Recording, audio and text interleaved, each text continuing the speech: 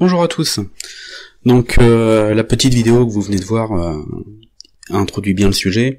On va parler aujourd'hui de convertisseurs à travers l'exemple du traitement numérique d'un signal analogique.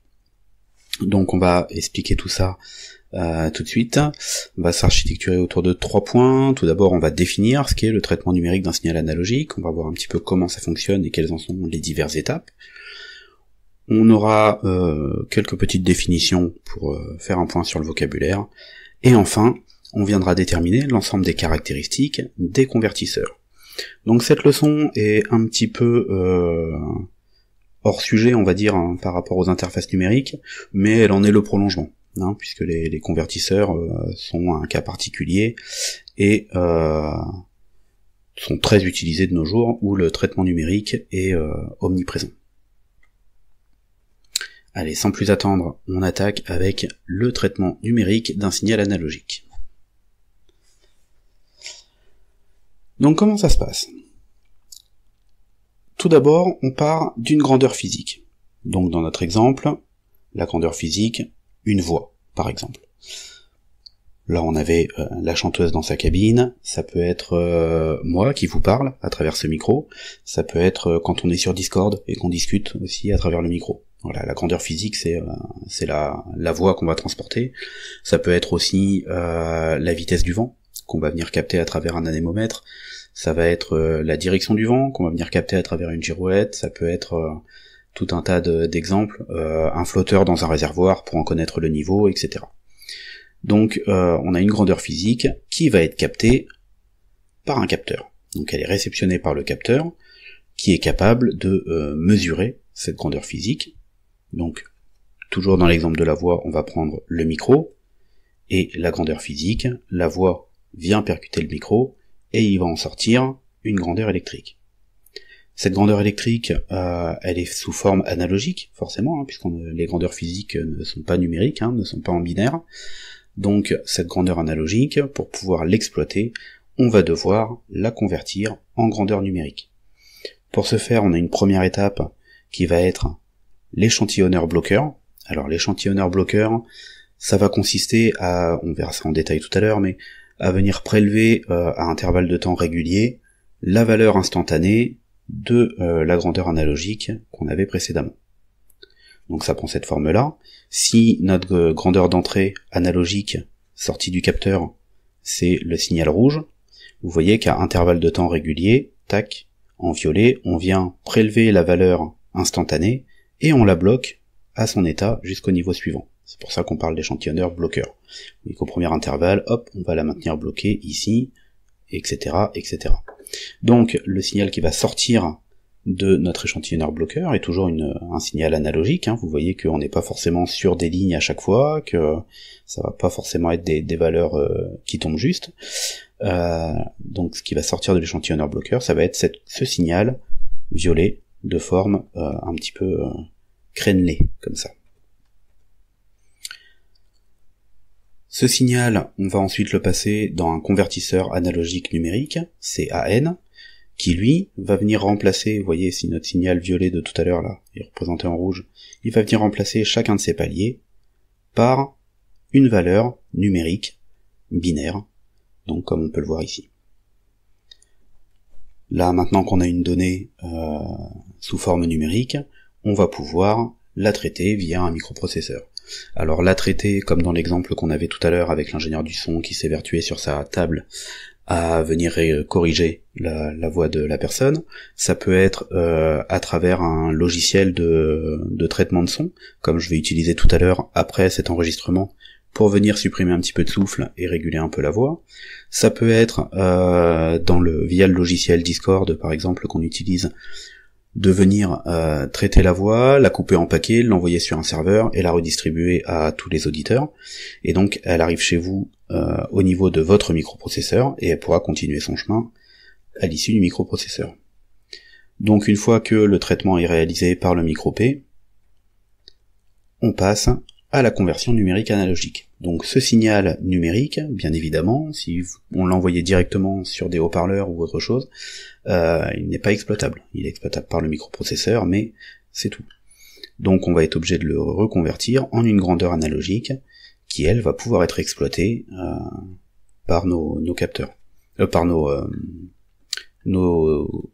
voilà, on va le voir tout de suite, nos actionneurs, donc comme des haut-parleurs, comme un casque, comme un écran, si on veut visualiser sur un oscilloscope par exemple un signal, et que il repasse en grandeur analogique en fait pour être affiché. Voilà, on peut l'avoir sur tout un tas de matériel de ce genre. Et donc ce haut-parleur va nous ressortir une grandeur physique. Donc soit on a une grandeur physique la plus fidèle possible de la grandeur physique d'entrée, soit on en a une qui a été modifiée, arrangée. Dans tous les cas, on ne pourra jamais avoir exactement la même. Vous voyez bien qu'avec toute cette chaîne, on a forcément des modifications qui s'opèrent. Donc ça c'est pour le principe général du traitement numérique d'un signal analogique. Maintenant un petit peu plus en détail la partie échantillonnage. On parle d'échantillonnage, mais ça va être l'échantillonneur bloqueur. Donc le principe quel est-il?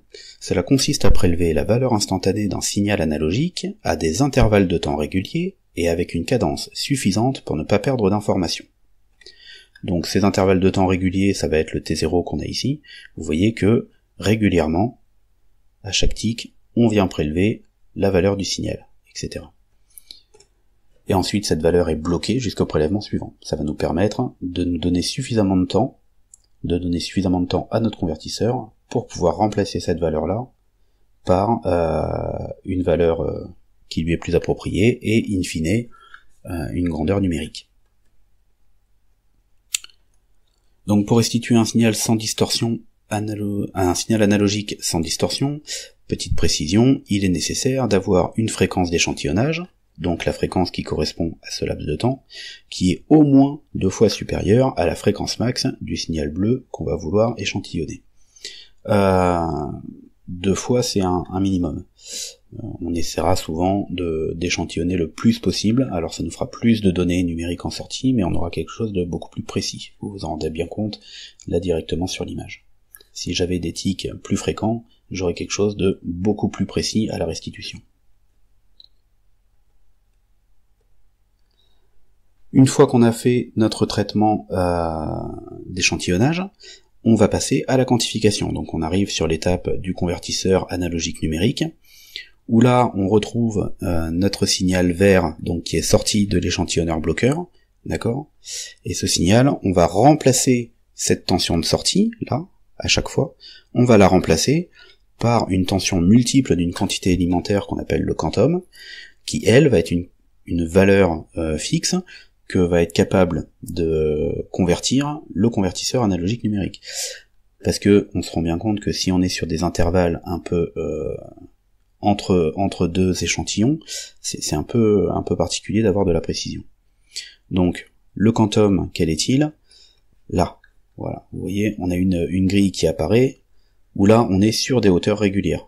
À chaque fois, on est sur un multiple de ce fameux quantum de départ.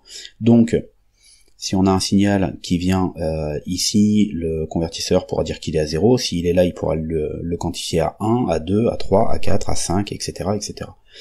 Le nombre de multiples de quantum que vous aurez dépendra de la définition de votre convertisseur. Si vous avez un convertisseur qui va vous donner une sortie sur 4 bits, il va donc être capable, lui, de quantifier 16 valeurs différentes. D'accord? Donc vous irez jusqu'à 16Q uniquement. Si vous avez un convertisseur qui a une définition moindre, eh ben vous en aurez moins à disposition. Sur 3 bits, on s'arrêtera à 7, etc. Enfin à 8, mais du coup là, ici, à 7Q, donc vous voyez que on va perdre en précision. Si on multiplie le nombre de lignes sur cette même hauteur, vous voyez qu'on sera encore plus précis. On a donc 2 facteurs limitants pour la conversion analogique numérique. Le premier, ça va être notre fréquence d'échantillonnage, et notre second, ça va être le nombre de quantum qu'on va pouvoir utiliser. Dans notre exemple ici, on vient remplacer donc le signal vert par le signal rouge qui lui vient se coller exactement sur les lignes. Donc vous voyez qu'il y a des petits écarts qui se créent à certains endroits, et on perd encore en précision par rapport à notre signal de départ. C'est-à-dire que ce qui était en analogique était en bleu, et en sortie du convertisseur, ce qui va être traité par le microprocesseur, c'est en rouge. Donc on a quelque chose qui est quand même assez différent, si on manque de fréquence d'échantillonnage et si on manque de définition sur notre convertisseur. Donc ensuite, il n'y a plus qu'à remplacer ces seuils-là par une valeur binaire. Donc là, ici, on est sur la troisième division, d'accord? Donc 0, 1, 2, 3. 3 en binaire, on sera à 0, 11. Ici, on arrive à 5, on sera à 101. Voilà, etc., etc. Maintenant, on attaque la deuxième partie, les définitions. Elles seront au nombre de 2, la conversion analogique numérique dans un premier temps, et conversion numérique analogique dans un second. Pour bien savoir de quoi on parle, vous allez voir, ces définitions sont assez intuitives. La conversion analogique numérique, en quoi elle consiste? Elle réalise la transformation d'un signal analogique en un signal numérique de n bits par rapport à une fréquence de référence. À une valeur de référence, pardon. Donc cette valeur de référence va être un multiple du quantum, qu'on verra tout à l'heure, et le nombre de bits, lui, il est fixe. C'est-à-dire que votre convertisseur, il vous sortira toujours une donnée en 8, en 16, en 24, en 32 bits ou autre. Le symbole de la conversion analogique numérique, on est donc sur tout simplement un rectangle avec une seule entrée, puisque va rentrer une valeur analogique, donc avec un seul seuil, ok, que ce soit de la tension ou du courant, et on a le symbole de conversion ici, avec l'analogique qui se convertit en numérique. Et en sortie, le nombre précis en dessous sera le nombre de bits, et on aura autant de fils qu'il y a de bits à notre convertisseur. Donc sur un convertisseur 8 bits, on aura 8 pattes en sortie. Ça c'est pour le symbole. Vous voyez, c'est assez simple, on attaque du coup la deuxième, je pense que vous avez deviné, conversion numérique analogique. La définition est tout aussi simple, puisqu'elle réalise la transformation, cette fois d'un signal numérique de n bits, en une tension ou un courant. Encore une fois, un convertisseur numérique analogique, s'il travaille en 8 bits, on ne pourra lui rentrer que des signaux de 8 bits, on ne pourra pas rentrer autre chose. Donc le symbole, eh bien, c'est exactement l'inverse de précédemment, c'est-à-dire que cette fois-ci, les entrées sont multiples, et correspondent à la définition de notre convertisseur. On a ensuite le symbole du numérique, de conversion vers de l'analogique, et on n'a plus qu'une seule sortie, puisqu'on aura un courant ou une tension en sortie. Voilà, tout ça reste assez intuitif, mais ça permet de poser un langage commun. Et on attaque sur la partie un petit peu plus mathématicienne, on va dire, puisque on va définir les diverses caractéristiques, et vous verrez que c'est là que quelques formules entrent en jeu. La première des caractéristiques que l'on va étudier sera la résolution. La résolution, quelle est-elle pour un convertisseur analogique numérique? Ici, on a sa courbe de conversion idéale, sa caractéristique idéale. Donc, en entrée, on aura une valeur numérique, d'accord? Et en sortie, une valeur analogique, je veux dire, pardon. Et en sortie, on aura une valeur numérique. Donc, vous voyez que en entrée, on va pouvoir avoir des valeurs qui vont s'échelonner sur tout l'axe, hein, puisqu'on est sur de l'analogique, donc on peut être placé n'importe où, mais par contre, en sortie, on n'aura que des paliers comme ça qui ne sont pas reliés entre eux. C'est-à-dire que, tant que ma valeur analogique d'entrée est comprise entre Q et 2Q, ma sortie sera toujours à 0, 0, 1. Et dès que je vais atteindre ici ce seuil, je vais pas avoir de tracé de montée, hein. J'arrive directement en sortie, je bascule directement sur une tension de sortie qui est un multiple du quantum, et qui lui va me donner la valeur numérique 0, 1, 0. Vous voyez que cette courbe, elle est en escalier comme ça, mais sans traits verticaux. Elle est discontinue. Donc la définition de la résolution, c'est la plus petite variation de la tension d'entrée qui provoquera une modification du bit de poids faible du nombre affiché en sortie. Donc vous voyez que cette petite variation, elle va dépendre du quantum. D'accord? Ça va être la valeur que lui est capable de détecter.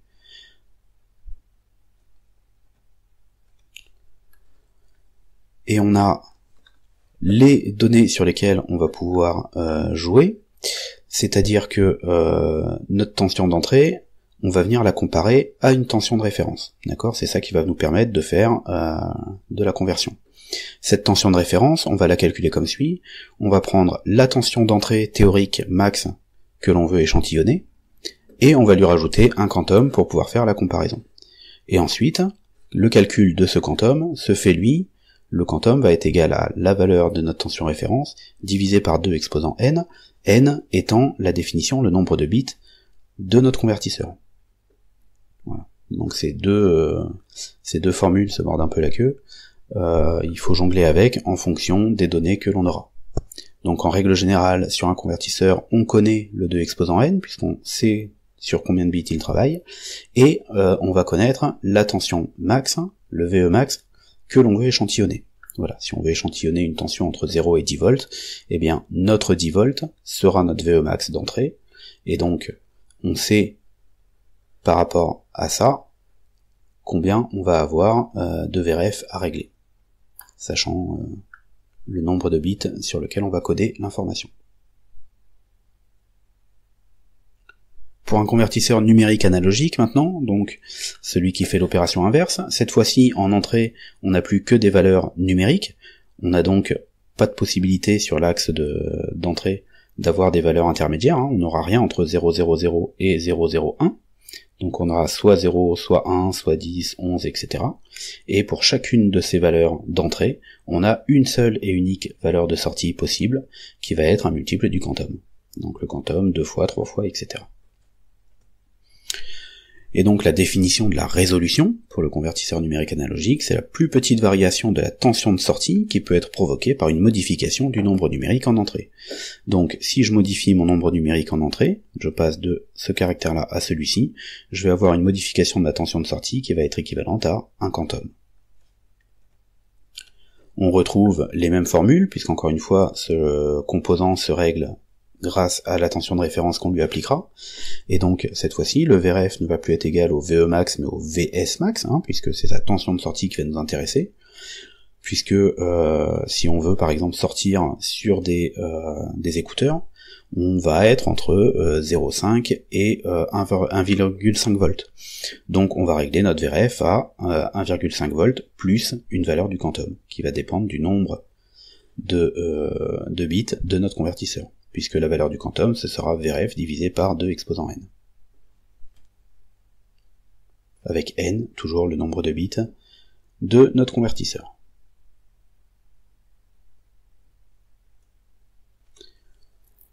Deuxième caractéristique importante dans les convertisseurs, il s'agit de la précision.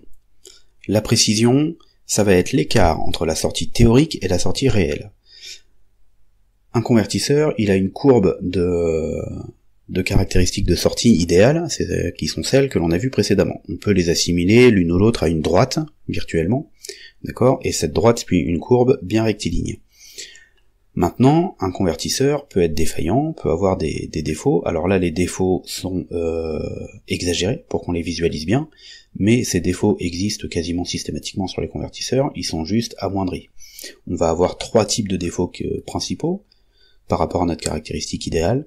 C'est-à-dire qu'on va avoir première erreur qui va être l'erreur de décalage. Donc dans ce cas-là, la courbe est bonne, on est bien sur une droite, mais au lieu de nous sortir 0,0, il va nous sortir une valeur de plus ou de moins, systématiquement. Donc ça, c'est une première gêne qu'on peut avoir.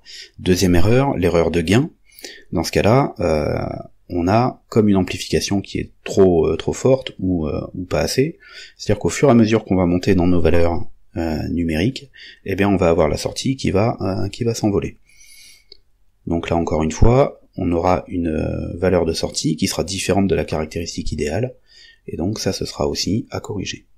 Et enfin, troisième erreur, l'erreur de linéarité, où là on va avoir une sortie de conversion qui va être plus ou moins juste, soit en positif, soit en négatif, en fonction de là où on se situe sur notre échelle d'entrée.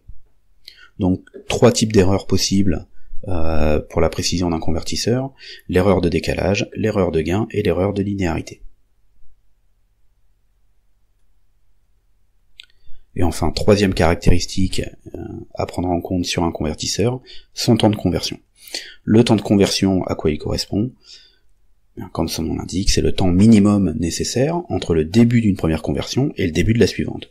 C'est pour ça qu'on a besoin de bloquer la valeur de notre signal à la sortie de l'échantillonneur, parce que on a besoin d'allouer un certain temps à notre convertisseur pour qu'il puisse réaliser son travail et en sortir une valeur numérique. Donc ça va être un facteur qui va le temps de conversion, ça va être un facteur qui va brider la fréquence d'échantillonnage que l'on pourra appliquer.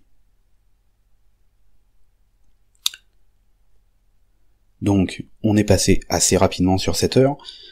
Comme vous le voyez, on parle d'abord du traitement numérique d'un signal analogique, avec un focus sur l'échantillonnage, où on précise la nécessité d'avoir une fréquence d'échantillonnage au moins 2 fois supérieure à la fréquence max, et la notion de quantum qui est fondamentale dès qu'on met les mains un petit peu dans les convertisseurs. Ensuite les définitions, au nombre de 2, conversion analogique numérique qui transforme un signal analogique en un signal numérique, et la conversion numérique analogique qui, bien évidemment, transforme un signal numérique en une tension ou un courant. Et enfin, les caractéristiques que l'on a pu voir, la première, la résolution, la précision, et enfin le temps de conversion. Si vous avez des questions, comme d'habitude, je vous invite à vous tourner vers le chat qui vous est dédié, ou à nous rejoindre sur Discord. Merci et bonne journée.